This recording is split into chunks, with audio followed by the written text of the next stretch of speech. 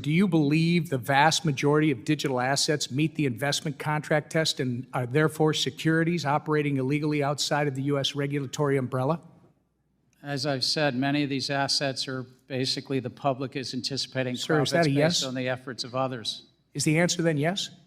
Again, without prejudging anyone, I do think that the significant Reclaiming my majority time. are I'll take it as a investment yes. contracts. And to be clear, sir, this perspective has nothing to do with a concern you noted in a speech last year where you said, quote, "Over the past year, several bank executives have shared their concerns with me about the sheer number of depositors who have moved money from their bank accounts into crypto-related exchanges and wallets," end quote. Right? The concern that those bank executives raised was that there's Again, I'm reclaiming my time, customers sir. were getting No, hurt. I've asked you to answer the questions as short as I can so I can use the time I have, and it's clear that you would like to avoid answering the questions, in my opinion.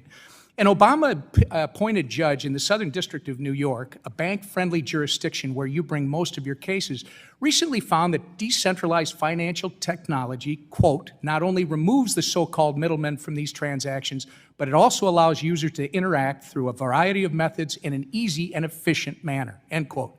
The court also said underwriters, like the ones at banks where you work, sir, are, quote, precisely the types of individual roles that decentralized exchanges were designed to eliminate, end quote. Mr. Gensler, can you assure this committee that your style of regulation by harassment towards digital asset innovation is to the benefit of every American and not driven by your desires to protect industry incumbents?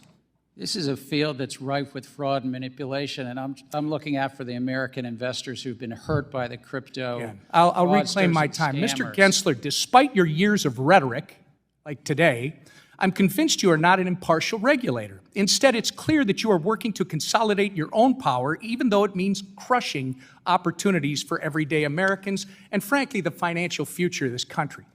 Even the federal courts are highlighting the damage you, sir, are doing to our constituents, and they're telling you that you don't have the legal authority to accomplish your goal of squashing competition in the financial markets.